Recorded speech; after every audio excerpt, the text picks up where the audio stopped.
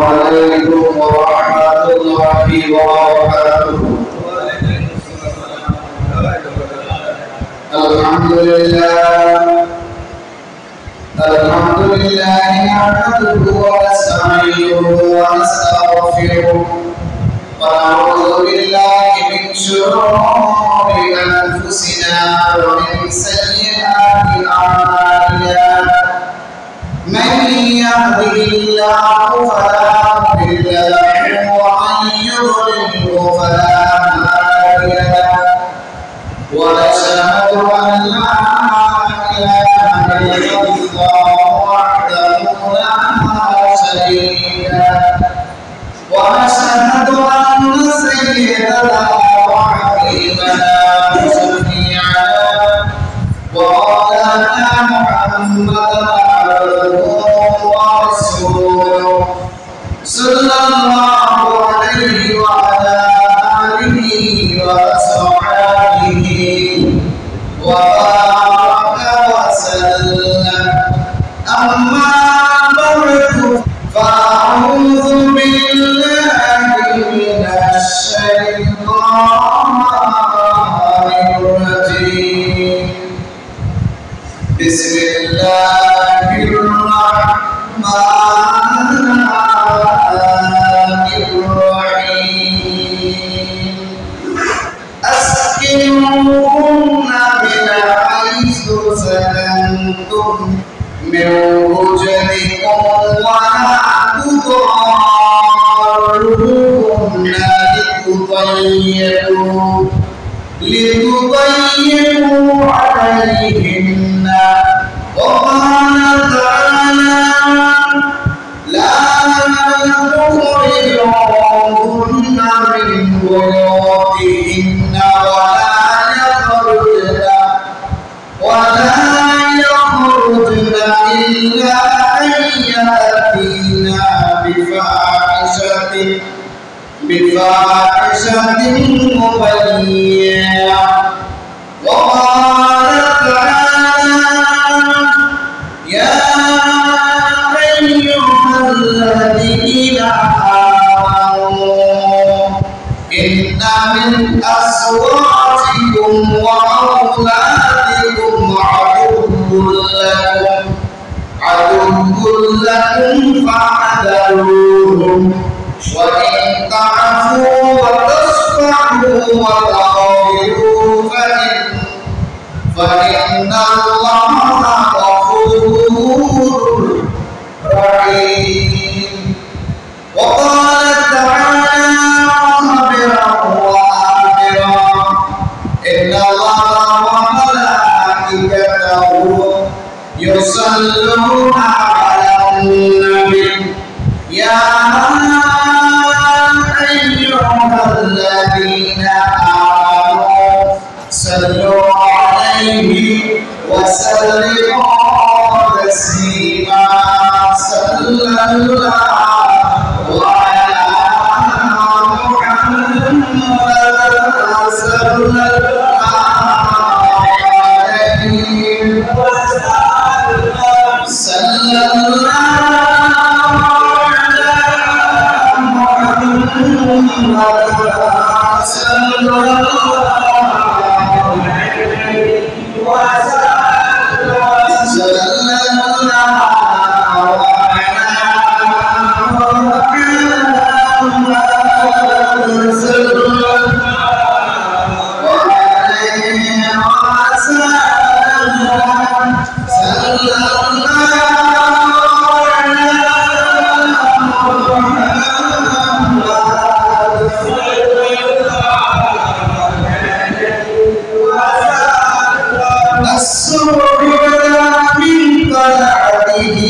والليل تتابع قدره صلى الله على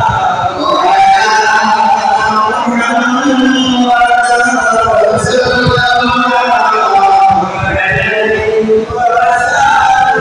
وسلم. صلى الله على محمد صلى الله عليه وسلم.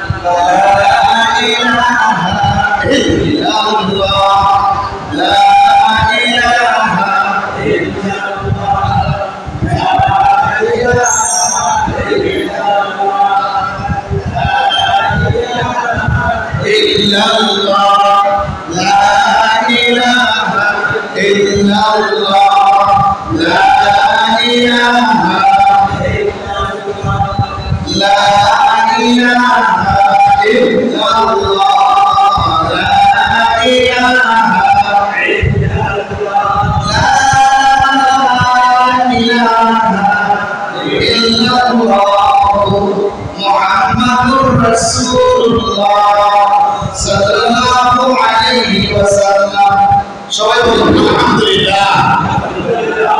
আজকে আমরা আলোচনা করব স্বামীর উপর স্ত্রীর হক, স্ত্রীর উপর স্বামীর হক, স্বামীর উপর স্ত্রীর হক, স্ত্রীর উপর স্বামীর হক। ইনশাআল্লাহ স্বামীর উপর স্ত্রীর হক। আমরা যারা স্বামী আছি আমাদের উপর আমাদের স্ত্রী বলেন, বউ বলেন, কলিজার টুকরা বলেন, তাদের কি হক আমাদের উপর এই সম্পর্কে। এক নম্বর হল স্ত্রীকে আশ্রয় দিতে হবে, স্ত্রীকে আশ্রয় দিতে হবে, বাসস্থান দিতে হবে। যে ব্যক্তির কাছে স্ত্রীকে আশ্রয় দেওয়ার মতো জায়গা নাই, স্ত্রীর বাসস্থানের ব্যবস্থা করার মতো জায়গা নাই, স্ত্রীর ভরণ পোষণ করার মতো যার অর্থ নাই, তার মতো বেটা বিয়ে করার দরকার নেই। তো করবেটা কি? তার তো যৌবন আছে, সে জানা করে ফেলবে, না হস্তমৈথুন করবে, এটা থেকে বাঁচার উপায় নেই। আল্লাহ নবী বলেন এই সমস্ত ব্যক্তিরা এক কথা বিবাহ করতে অক্ষম, তারা নফল রোজা রাখবে। কি রাখবে? খিদাটা মানুষের যৌন শক্তিকে রোধ করে দেয়। আমরা কথা বলি সবাই আপনারা এডুকেটেড পারসন, শিক্ষিত মানুষ। খিদাটা ক্ষুধাটা আমাদের কামনা বাসনাকে ওটা বিলুপ্ত করে দেয়। খিদা যদি পেটে থাকে ভালো কথা ভালো লাগে, খারাপ কথা তো দূরে থাকে। ভালো কথা কি লাগে না? ভালো লাগে। এক নম্বর স্ত্রীকে আশ্রয় দিতে হবে। স্ত্রীকে আশ্রয় দেওয়া স্বামীর উপর আবশ্যক। স্ত্রীকে আশ্রয় দেওয়া স্বামীর উপর কি আবশ্যক? যেখানে স্ত্রী থাকতে পছন্দ করে, যেখানে স্ত্রী থাকতে স্বাচ্ছন্দ্য বোধ করে, সেখানে তার বাসস্থানের ব্যবস্থা করে দিতে হবে। আর এটা করা স্বামীর উপর আবশ্যক। এই সম্পর্কে মহানায়ক বলেন নাকি কোরআন কারীমের হাদিস নম্বর 1265 নম্বর সূরা তালাকের 6 নম্বর আয়াতে বলতেছেন বিসমিল্লাহির রহমানির রহিম আসকিনুহুন্না মিন হাইসু সাকানতুম মিন হুজরিকুম ওয়া লা তুদাররুহুন্না লিতুদায়্যিকু আলাইহিন্না। আল্লাহ বলেন নারীদেরকে সেভাবে বসবাস করতে দাও যেভাবে তোমরা বসবাস করো। আমি যেমন ঘরে থাকি, আমি যেমন রাস্তায় ঘুমাই না, আমি যেমন জঙ্গলে ঘুমাই না, আমি ঘরে ঘুমাই, আমার নির্দিষ্ট একটা জায়গা আছে, আমি যেমন নির্দিষ্ট জায়গায় নির্দিষ্ট ঘরে ঘুমাই, আমার স্ত্রীকেও আমি নির্দিষ্ট জায়গায় নির্দিষ্ট ঘরে আমাকে রাখতে হবে, আশ্রয় দিতে হবে। এটা কার কথা? আমার আল্লাহর কথা। এরপর বলেন তোমাদের সামর্থ্য অনুযায়ী নারীদেরকে সেভাবেই বসবাস করতে দিবে যেভাবে তোমরা বসবাস করো। সামর্থ্য অনুযায়ী তাদের সংকটে ফেলার জন্য তাদেরকে জ্বালাতন দিও না, তাদেরকে কষ্ট দিও না, তাদেরকে সংকটে ফেলানোর জন্য। সংকটে ফেলাইলে তো সংকটের মধ্যে রেখে দিলে তো জ্বালাতন করলেই তো কষ্ট দিলেই তো বাপের বাড়ি যাবে, বাপের বাড়ি গেলেই তো এটা লাগবে।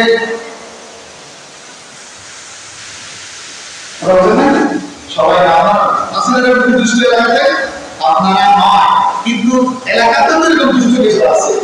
স্ত্রীকে খাওয়া দাওয়া করে, স্ত্রীকে মারধর করে, স্ত্রীকে কষ্ট দেয়, আছে না বাবা? বাবারে আমার আল্লাহর ফরমান, আমি যেভাবে আমার ইনকাম অনুযায়ী আমি যে অবস্থানে যেভাবে থাকি, ঠিক আমার স্ত্রীকেও সেরকম করে সেভাবে রাখতে হবে, এবং তাকে কষ্ট দেওয়া যাবে না, এবং তাকে দূরে ফেলে দেওয়া যাবে না। কারণ আমার চরম মুহূর্তে আমার স্ত্রী আমার পরিপূরক, আমার চরম একটা মুহূর্তের সময় প্রতিটা সেকেন্ডে একটা পুরুষ যদি চলতে চায়, প্রতিটা মুহূর্তে একটা পুরুষের জন্য একটা সঙ্গী প্রয়োজন। সারা বছর কি বন্ধু আরেক বন্ধুর সময় দিবে?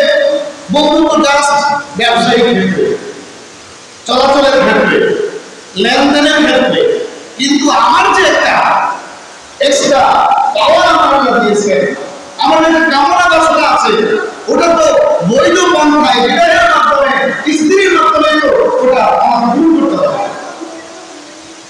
আপনারা কথা বুঝেন? এরপরে আমার সন্তান আসবে, তাও কি বিবাহ ছাড়া সন্তান আসবে, বউ ছাড়া সন্তান আসবে? আমি বিয়ে করলাম না, নিয়ত করলাম না, ইনশাআল্লাহ আমার 11টা সন্তান হবে। আল্লাহ দোয়া করেন, আল্লাহ আমার সন্তান দেন, সন্তান দেন, সন্তান দেন। বিয়ে করলাম না, ঠিক আছে, বিয়ে করলাম, বউ রাখলাম বাপের বাড়ি, আপনি বলছি আল্লাহ আমার সন্তান দেন, আমি মিশলাম না, অন্তত ঘুরতে গেলাম না, মিলনে গেলাম না, আর কাঁদতেছি আল্লাহ সন্তান দেন।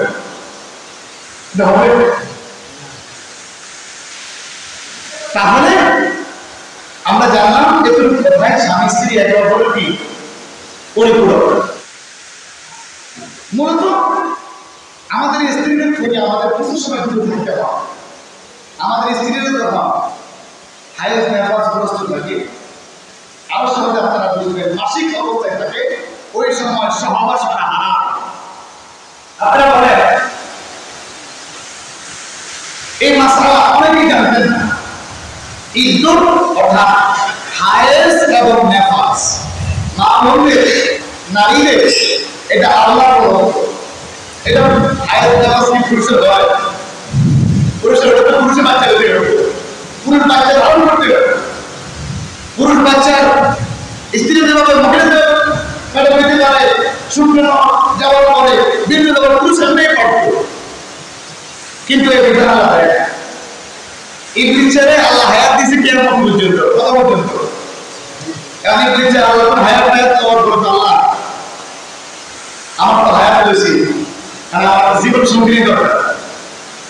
আল্লাহ সুবহানাহু ওয়া তাআলা আহকামুল হাকিমিন, আল্লাহ রাব্বুল আলামিন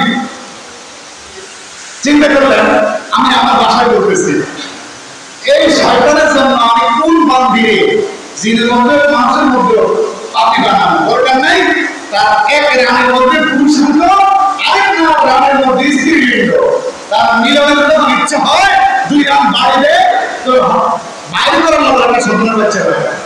তিন দিচ্ছে আমার কথা আপনারা বুঝেন? খাপ বুঝতে পারবেন না, এটা এক কিন্তু আল্লাহ সুবহানাহু ওয়া তাআলা পুরুষদেরকে হায়েজের মাসিকের এটা দেন নাই। যদি দিতেন তাহলে পুরুষ সামনের সাথে আরেকটা অঙ্গ লাগাই দিতেন। তাহলে পরবর্তী জমানার গবেষকরা আসিয়া বলতো আল্লাহ সুবহানাহু ওয়া তাআলার সৃষ্টির মধ্যে আল্লাহ সৃষ্টির ব্যবস্থা, আল্লাহ যে সৃষ্টি করে এটা ভালো না, কিন্তু একটা দেখতে পেতাম না, একটা ব্যক্তির কাছে পুরুষাঙ্গ আছে, স্ত্রী লিঙ্গ আছে, এটা দেখতে পেতাম না। তাহলে না কেন ইবলিস এসব না আমাদের ক্ষেত্রে হচ্ছে, আমাদের একটা অংশে পুরুলিঙ্গ, অন্য একটা অংশে স্ত্রী লিঙ্গ, আবার আমাদের পায়খানার রাস্তাও আছে। তো সাধারণ কোনো গবেষক তাদের মনের মধ্যে ইবলিস শয়তান ঢোকাই দিতে, দেখো আল্লাহ সৃষ্টিটা কেমন সুন্দর দেখে। তাই আল্লাহ সুবহানাহু ওয়া তাআলা নারী আলাদা সৃষ্টি করেছেন, পুরুষ আলাদা সৃষ্টি করেছেন। সুবহানাল্লাহ। নারীর কাজ পুরুষ করতে পারে না, পুরুষের কাজ নারী করতে হাতের কাজ না, আপনারা বুঝেন, বাকি অন্য কাজ করে। শব্দদোষ কি হয়? আমি বুঝতে পারছি না। পুরুষের কি হয়? শব্দদোষ। নারীদের মাসিক হয়, অর্থাৎ হাইয়েস্ট হয়। সর্বনিম্ন সময়সীমা 3 দিন 3 রাত, সর্বোচ্চ সময়সীমা 10 দিন 10 রাত। কারো 3 দিন 3 রাত করে বন্ধ হয়ে যায়, কারো 5 দিন 5 রাত করে বন্ধ হয়ে যায়, কারো 7 দিন 7 রাত করে বন্ধ হয়ে যায়, সর্বশেষ 10 দিন 10 রাত। এই অবস্থায় স্ত্রীকে স্পর্শ করতে পারবেন ঠিক, কিন্তু সহবাস করা যাবে না। আল্লাহ নিজে সহবাস করা ওই সময় আল্লাহ নিজেই হারাম করে দিয়েছেন। কারণ নারী এখন কষ্টে থাকে, যাদের বউ আছে এরা বুঝে নিশ্চয়। ওই সময় বেশি ব্যবসা দিয়ে না, ওই সময় তরকারি যদি বেশি খারাপ হয় গালগালি করিয়েন না। সবাই বলেন এরকম এক নারীর প্রেম থেকে আমি আসছি। আমার মা এরকম একই কষ্ট করেছেন, আমার মা একই বেসাদের তরকারি খাচ্ছে। যার শরীর ভালো লাগে না, যার শরীর থেকে রক্ত যাচ্ছে, রক্ত যাওয়া তো ভালো কথা, কিন্তু যারা বড় করছে সাধারণত আমরা প্রস্রাবে গেলে 2-3 মিনিটের মধ্যে সেরে যায়। মহিলা সাধারণত প্রস্রাবে গেলে 1.5-2 মিনিটের মধ্যে সেরে যায়, কিন্তু ওই সময় যখন ওই অবস্থায় থাকে 5 মিনিটও বের হয়ে আসতে পারে না। আর ওই সময় প্রচন্ড জ্বালা যন্ত্রণা ব্যথা অস্থির থাকে। ওই অবস্থা সহবাস করা হয়, কারণ তাদের শরীর থেকে সমস্ত ময়লাগুলো তখন কি হয়? বের হয়। ওই অবস্থা সহবাস করলে অঙ্গটা অসুস্থ হয়ে যাবে, আমাদের বিভিন্ন রোগে আক্রান্ত হবে, তাই নিষিদ্ধ। তবুও অনেক ফাঁকা দিয়ে থাকে, কিন্তু না ওই অবস্থায়ও আপনি যদি আপনার কামনা বাসনা যাবে না দেন, আপনি ওই অবস্থায় তাই কিছুই করতে পারবেন। কথাটি বুঝতে পারছেন? এই রাস্তা ছাড়া অন্য কোন রাস্তায় সহবাস করা সম্পূর্ণ হারাম। স্ত্রীর ওই রাস্তা ছাড়া অন্য কোন রাস্তায় সম্পূর্ণ হারাম। এই বিধান আছে, যে ব্যক্তি বায়ুপথে সম্মান করবে আল্লাহ সুবহানাহু ওয়া তাআলা তার দিকে রহমতের নজরে তাকাবেন না। নাউজুবিল্লাহ, সুবহানাল্লাহ বলবেন। আমার কথা কি আপনারা বুঝতে পারতেছেন? তাহলে ওই সময়টা নিজেকে হেফাজত করে রাখবেন, কন্ট্রোলে রাখবেন, নিজেকে বুঝিয়ে রাখবেন, আর স্ত্রীর পাশে থাকবেন। পাশে না থাকবেন, প্রবাসে থাকবেন, সান্ত্বনা দিবেন। নিজের মাকেও বলবেন, চিন্তা করবেন না মা অসুস্থ, তুমিও তো চিন্তা অসুস্থ, প্লিজ আমার বাবাকে বলবেন, ভাইকেও বলবেন, বোনকেও বলবেন।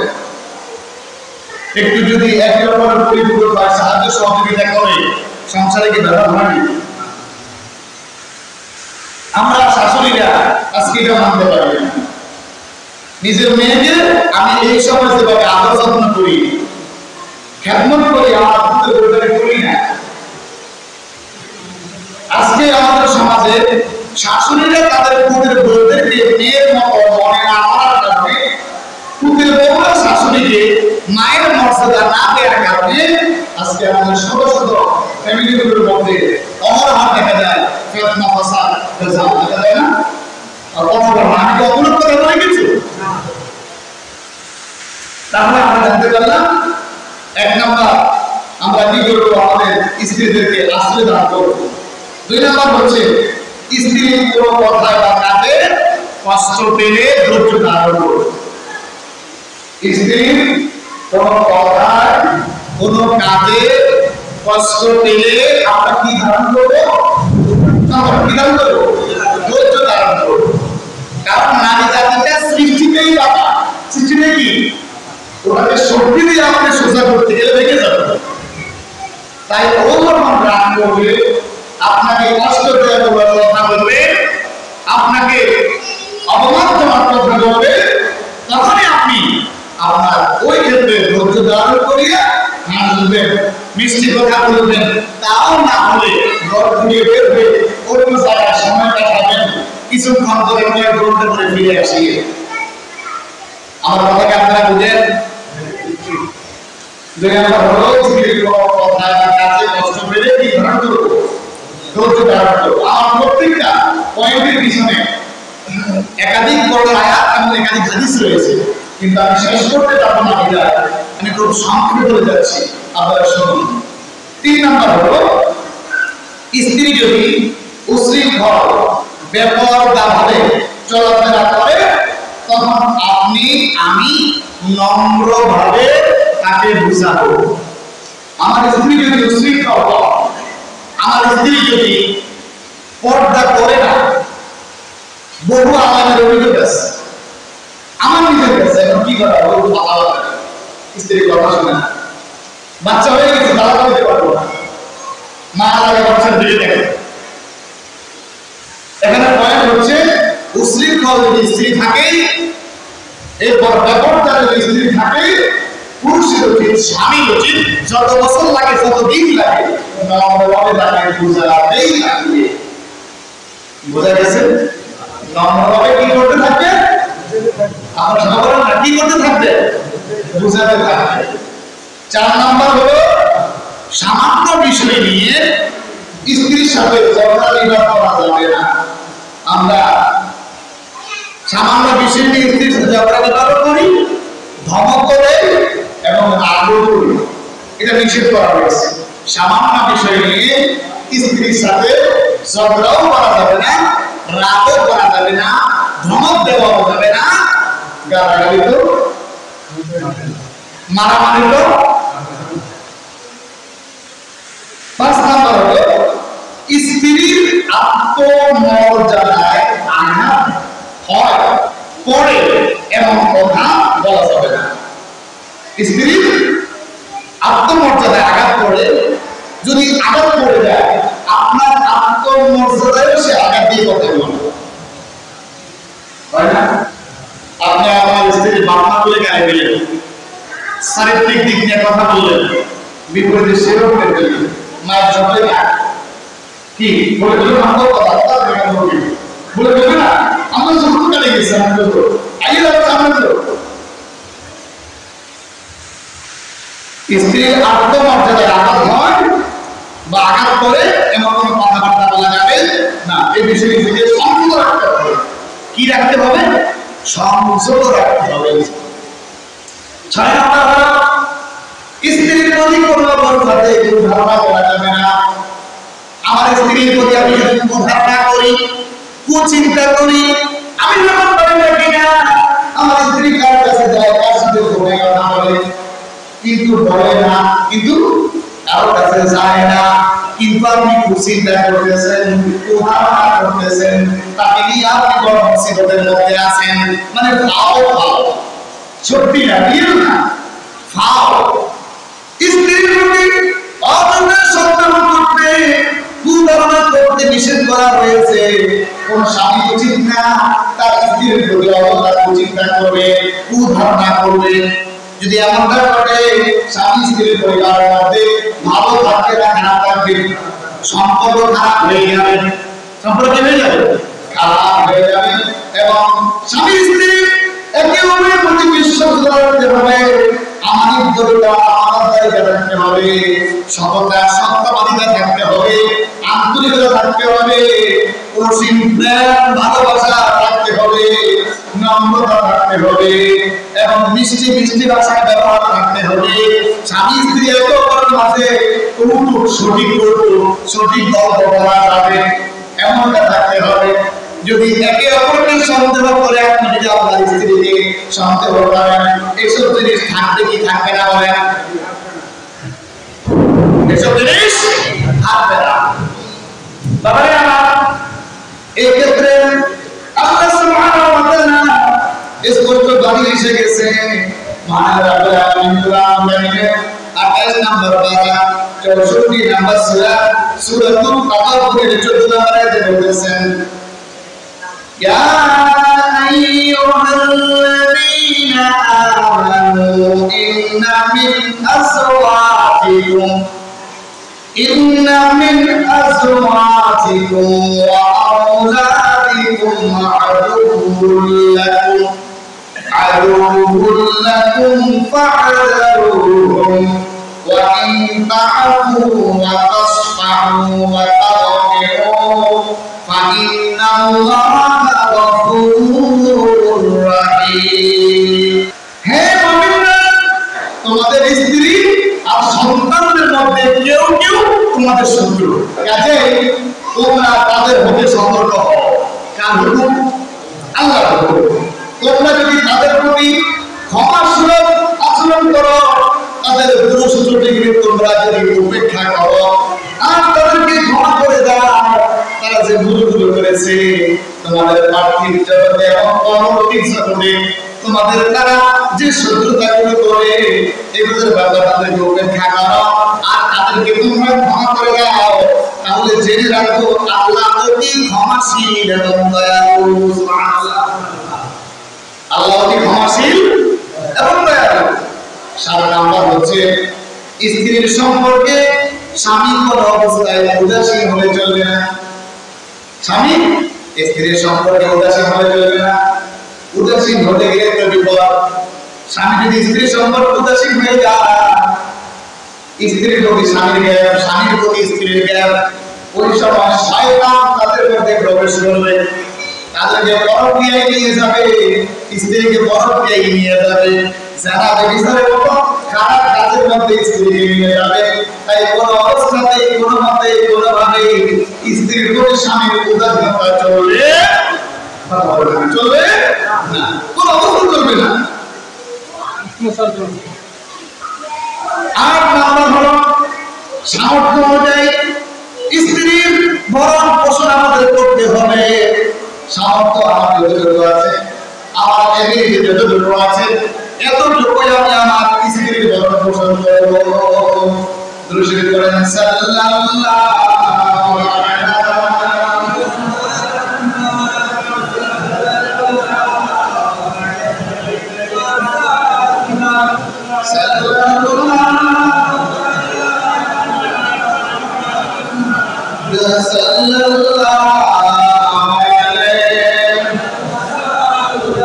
তাহলে এই বিষয়টা একজন স্ত্রীরও খেয়াল রাখতে হবে। কেমন? আমার স্বামীর ইনকাম সোর্সটা কেমন? স্বামী যদি গরিব হয়, দিনমজুর হয়, এই ক্ষেত্রে কোন স্ত্রীর উচিত হবে না বড় লোকের স্ত্রীরা, ধনীর স্ত্রীরা তাদের স্বামীর কাছে যে সমস্ত জিনিস দাবি করে স্বামীরা ধার এনে দেয়, কোন ধনী দেখা দেখি গরিব স্ত্রীরা তাদের স্বামীকে এই সমস্ত কথা বলা উচিত নয়। এই সমস্ত কথা বলতে গেলে স্বামীর তো তৌফিক নাই, বেচারা দিন মজুর, বেচারা গরিব মানুষ, অসহায় মানুষ, আনবে কোথায় থেকে? স্ত্রীও জানে আমার স্বামী গরিব, ওই ক্ষেত্রে স্ত্রীর উচিত হবে স্বামী যদি 200 টাকা দামের একটা কাপড় এনে দেয়, ওটা স্ত্রী আলহামদুলিল্লাহ বলে গ্রহণ করে তারা নিজের মধ্যে রাখতে ধারণ করে।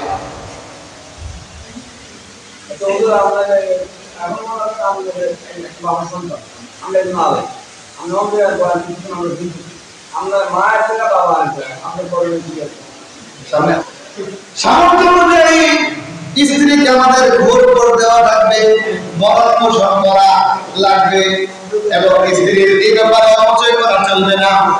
যেমন আপনি একাধিকভাবে, একাধিক দৃষ্টিকোণ থেকে, একাধিক ক্যাটাগরি থেকে আপনি যদি হিসাব করেন, আপনি যদি মিলাই নেন, তাহলে দেখবেন আমাদের স্ত্রীরা আমাদের বহু টাকা অপচয় করে না? কথা বলেন না কেন? আমরা তো পাঞ্জাবি 2টা হলে চলে, 1 বছর চলে যায় না? বউদেরকে 2টা দিয়ে চলবে, নারীদেরকে আবার বেশি দেয়। ধরেন আমরা নারীদেরকে 4টা কাপড় দিলাম, কয়টা? পুরো বছরে কয়টা? 4টা। এটাই তো একটু মোটামুটি হয় না? কিন্তু এমনও পরিবার আছে স্ত্রীকে বছরে 2টা, এমন স্বামী আছে স্ত্রীকে বছরে 2টা কাপড় দিতে কষ্ট হয়ে যায়। ওই ক্ষেত্রে স্ত্রীর উচিত হবে যে অবশ্যই আমাদেরকে বা স্বামীদেরকে তাদের এই লোভটা না প্রকাশ করিয়া স্বামীর অ্যাবিলিটির উপর, ইনকামের উপর স্ত্রী চুপ থাকা, ধৈর্য ধারণ করা। এই গরিব ভালো যদি তাদের মৃত্যু হয়, আমার যদি ভালো থাকে, তারা যদি নিয়মিত আল্লাহর হুকুম মোতাবেক চলে, ফরজগুলো তারা মেনে চলে, সুন্নাতগুলো যদি তারা মেনে চলে, এরপর আরো সাময়িক যাহা দিনই কাজ আছে ওগুলো তারা আঞ্জাম দেয়, তাহলে তারা তো জান্নাতি হবে। জান্নাতে কাপড়াও আছে, কাপড়াও আছে জানেন কত বড় লাগবে কাপড় জান্নাতে গিয়ে বলবে ইনশাআল্লাহ। আমাদের মা বোন এটা বুঝতে হবে।